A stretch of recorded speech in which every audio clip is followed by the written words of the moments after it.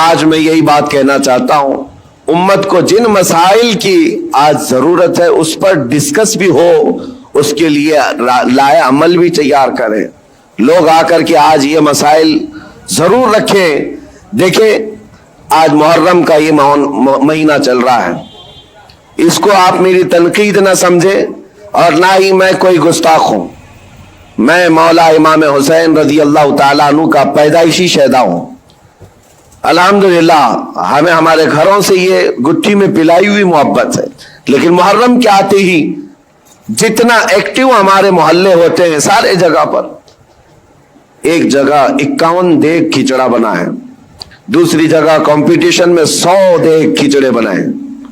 51 دیگ 100 دیگ، ٹھیک ہے پکاؤ کھلاؤ، لیکن ایک بات میں آپ کو بتاؤں، کھلانا ثواب ہے. کس کو کھلانا؟ پیٹ بھرے ہوئے کو کھلانا. یہاں تو حال یہ ہے جو خود گھر میں کھا کھا کر موٹے ہو چکے وہی کھچڑا کھانے بھی آ گئے.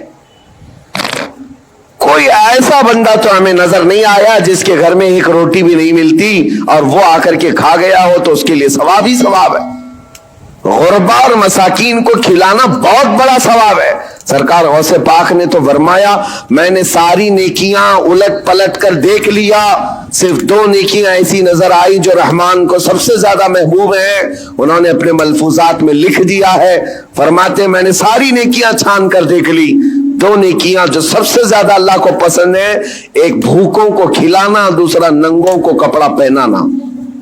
لیکن یہ شرط بتائی کہ بھوکوں کو کھلانے کا مطلب یہ ہے کہ جو غربت اور افلاس کی وجہ سے کھا نہیں پاتا. میرے اس کہنے کا مطلب یہ نہیں ہے کہ امیر لوگ کھچڑا نہیں کھا سکتے، تبرک نہیں کھا سکتے ہیں. ہم بھی کھاتے ہیں، آپ بھی کھائیں، سارے لوگ کھائیں. لیکن میرے عزیزو، ہمارا کل اثاثہ لا کر کے کیا انہی ساری چیزوں پر ہی خرچ کرنا ہے؟ امت کے لیے ایسے مسائل ہیں پورے محلے میں گھوم پھر کر کے ہم دیکھ لیں. ہمارے لیے، ہمارے بچوں کے لیے کوئی ایسا کوچنگ سینٹر نہیں ملتا جہاں پر غریب بچوں کو پڑھا کر کے IAS یا IPS تک کی تعلیمات دی جا سکے. اس کے لیے کوئی سوچتا بھی نہیں. اور نہ ہی کوئی ایسا ادارہ ملتا ہے محلوں میں کہ بچہ ہمارا اسکول جاتا ہے، کالج جاتا ہے تو ساتھ میں چل کر کے حافظ قرآن بھی بن جائے. ڈھونڈ کر کے نکالو، نہیں ملتے. ہماری لاکھوں کی ایک مشت رقم جو ہے صرف ہمارے ایک وقت کے کھانے میں چلی جاتی ہے.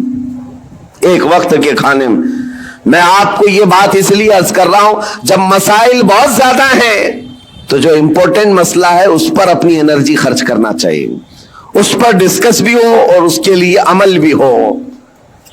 اور ایک بات میں آپ کو بتاؤں، اسرائیل کی ایک پرائم منسٹر لیڈی رہ چکی ہے، اس کا ایک انٹرویو ایک پترکار نے، ایک صحافی نے لیا تھا، جس کو بعد میں چل کر کے کئی سالوں کے بعد لیک کیا گیا. اس نے انٹرویو میں جو پوچھا تھا اس لیڈی سے جو پرائم منسٹر تھی اسرائیل کی، کہا کہ آپ کی بہت بڑی مخالفت ہو رہی ہے کہ آپ ایک ایسی پالیسی پر عمل کر رہے ہیں جس سے پورا ملک جو ہے آپ کے ساتھ نہیں کھڑا ہے. پارلیمنٹ کے جتنے ممبر ہیں وہ آپ کے لیے اتفاق نہیں رکھتے. کیا بات ہے؟ کہا یہ وہ دور تھا جب اسرائیل میں کرائسس تھے، مال کی کمی تھی، لوگوں کے ہاں بزنس نہیں تھا، تجارت نہیں تھی اور جاب نہیں تھے. اس وقت جو پرائم منسٹر ہے وہ اسلحات کی ڈیل کر رہی تھی، ڈیفنس کے سامان اسلحے خرید رہی تھی اور اس پر سگنیچر ہو رہے تھے، ایگریمنٹ بن رہے تھے. تو پارلیمنٹ کے بہت سارے لوگ اس کی مخالفت کر رہے تھے. آج ضرورت کس بات کی ہے اور تم کیا کر رہی ہو؟ کھانا پانی ان کو نہیں مل رہا ہے، ان کو کھانے پانی کا انتظام کرواتے، نہ کہ تم جو ہے ڈیفنس کے ہتھیار خریدتی. اس خاتون نے کہا سب کی مخالفت جھیل لیا لیکن مجھے جو کرنا تھا میں کر گئی. اس پر اس اینکر نے پوچھا کہ آپ ایسا کام کیوں ضد پر کر رہی ہیں؟ سنو میرے عزیزو، وہ یہودن ہے، یہودی، اسرائیل کی رہنے والی، اور پرائم منسٹر وہ کہتی ہے میں یہ کام جو کر رہی ہوں اس کام میں انسپائر ہوں، بہت زیادہ متاثر ہوں تو پروفیٹ محمد صلی اللہ علیہ وسلم سے، مسلمانوں کے رسول मोहम्मद सल्लल्लाहु अलैहि वसल्लम से। कहा वो कैसे?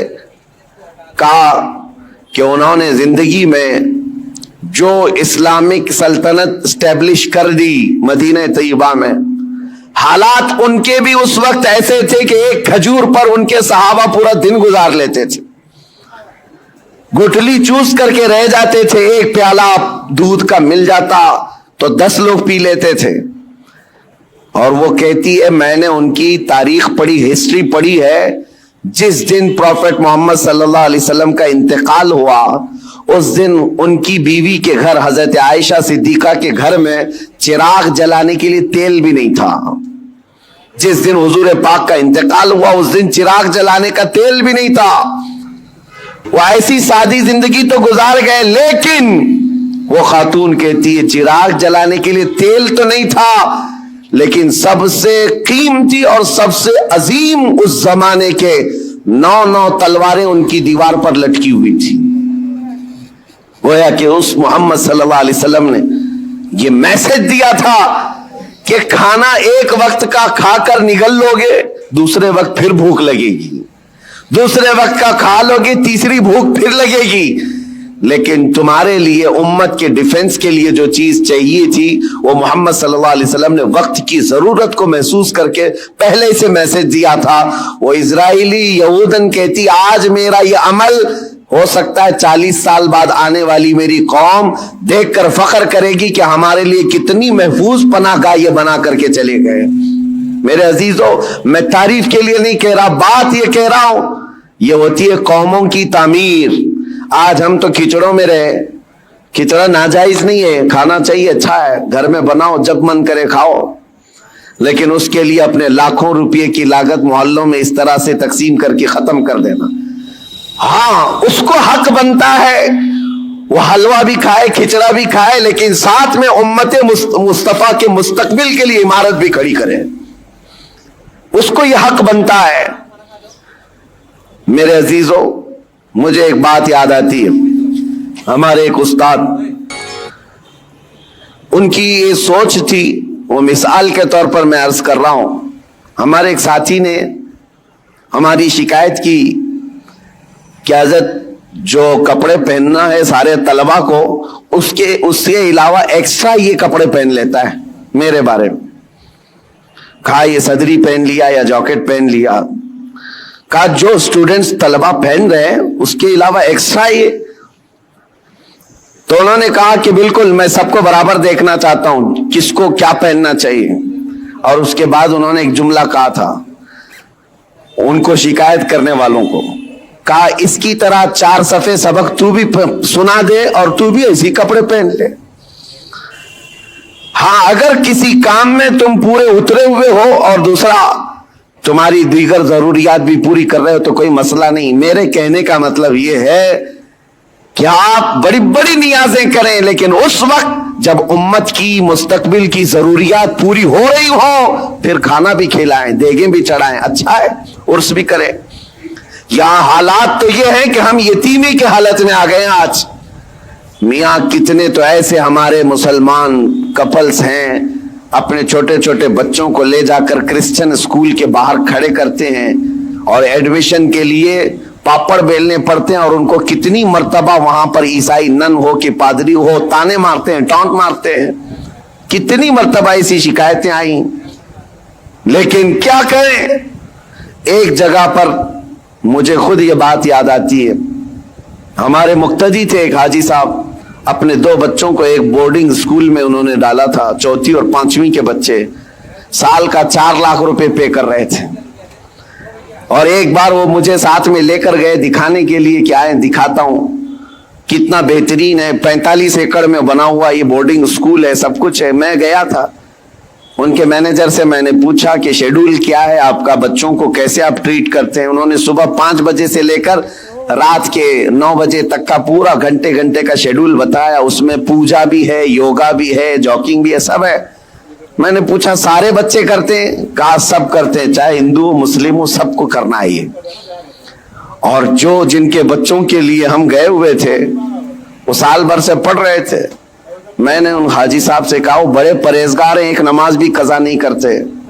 ہم نے کہا ان کو آپ اپنے بچوں کو اتنی مہنگی پوجا کروا رہے ہیں اتنی دور لے جا کر کے. تو خیر ان کو یہ بات لگی لیکن انہوں نے جواب میں کہا ٹھیک ہے حضرت میں وہاں سے نکال لوں گا, ہمارا ہے کہاں جہاں میں اپنے بچوں کو ڈال دوں. یہ بھی تو سوال ہے, یہ بھی تو سوال ہے. ہم نے اپنے مستقبل اپنے بچوں کے مستقبل کے لیے کوئی لایا عمل بنانا ہی چھوڑ دیا ہے. فکر کرو میرے عزیزو, آج ضرورت اس بات کی ہے. میں تو یہاں جب بھی آتا ہوں ہر بار آپ کے اراکین صدر صاحب بیٹھتے ہیں, اکثر یہی پلاننگ کرتے بھی رہتے ہیں کہ یہاں پر کچھ نہ کچھ کام ہونا چاہیے. لیکن یہ صرف پلاننگ میں ہی رہ گئے تو ہماری عمریں بھی پلاننگ میں چلی جائیں گی. کر جاؤ کچھ نہ کچھ, اس لیے کہ ہمارے بچوں کو جو پھل ملنے والے ہیں وہی انقلاب لائیں گے. اور الٹریسٹی اتنی بڑی ہوئی ہے, آپ جو دیکھ رہے ہیں نا ماحول کی خرابی, اکثر آ کر جو شکایت کرتے ہیں بچے نشہ خور ہو گئے, ماں باپ کے نافرمان, سب بہت کچھ ہے. لیکن سب کا علاج یہ ہے کہ ان کو علم دین اور علم دنیا سے روشناس کرائیں, اس لیے کہ علم تہذیب لاتا ہے, اخلاق لاتا ہے, اور علم نہ ہو تو جہالت کے پیٹ سے سب برائیاں جنم لیتی ہیں. السلام علیکم ورحمۃ اللہ وبرکاتہ. میرے پیارے عزیز دوستو, بھائی اور بہنوں, جیسا کبھی آپ نے ہم سے بڑے عالم, محدث اعظم, مفکر اعظم یعنی مفتی سلمان اظہری صاحب کے زبان سے بنات کو سماعت کے لیے میں آپ کا میزبان قاری تسبیح عالم. آپ اگر ہمارے چینل پر پہلی مرتبہ آ چکے ہیں تو آپ سے گزارش ہے, ریکویسٹ, اپیل ہے کہ آپ اس چینل کو ضرور سے ضرور سبسکرائب کر لیجئے گا تاکہ آپ کو ہر دن اسی طرح کا ایک اچھا پیغام ملتے رہے.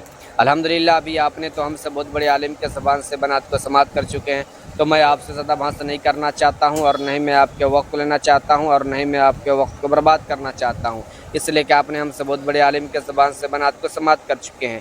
بس تھوڑی سی میری بات کو سن لیجئے گا, اس کے بعد اس پیغام کو تمام ہمارے قوم کے نوجوان تک شیئر بھی کر دیجئے گا. کیا آپ کو معلوم ہے کہ ہمیں محرم کے مہینے میں کھچڑا ہو, مریدہ ہو, گوشت تو بنانا چاہیے یا نہیں بنانا چاہیے, جائز ہے یا حرام ہے, بنا لیے تو کیا گناہ گار ہوں گے؟ اس کے حوالے سے یہ سب ڈیٹیل انفارمیشن مفتی سلمان اظہری صاحب نے آپ کو دے دیے کہ محرم کے مہینے میں ہمیں کیا کھانا چاہیے, کیا بنانا چاہیے, کیا چیز کا فاتح دلانا چاہیے. یہ سب کچھ بھی آپ کو معلوم نہیں ہے, لیکن مجھے یقین ہے, آپ پر بھروسہ ہے, آپ پر کرتا ہوں اور انشاءاللہ تعالیٰ کرتا بھی رہوں گا کہ اگر آپ نے شروع سے لے کر انت تک بیان کو سنے ہوں گے تو مفتی سلمان اظہری صاحب نے آپ کو بہت ہی بڑی پیغام دے دیے کہ محرم کے مہینے میں کھچڑا بنانے والے عورتیں کان کھول کر اس پیغام کو سن لیجیے گا, ورنہ زندگی بھر پچھتاتے رہ جائیے گا. بہت سارے لوگ یہ کہتے ہیں کہ کھچڑا, ملیدہ, گوشت نہیں بنانا چاہیے اس لیے کہ امام حسن حسین کے یہ غمی کا دن ہے. ٹھیک ہے, تو ایسا نہیں ہے کہ اگر آپ کھا لیں گے تو گناہ گار ہوں گے. آپ مریدے کا کھچڑا بنائیے, کوئی دقت نہیں ہے, کھچڑے کا فاتحہ دلائیے, گوشت بنائیے, اس میں کوئی دقت نہیں ہے. تو اس کے حوالے سے یہ سب ڈیٹیل انفارمیشن مفتی سلمان اظہری صاحب نے آپ کو دے دیے. لیکن بہت سارے ہمارے قوم کے مسلمان بھائیوں کی طرف سے یہ سوال آیا تھا نا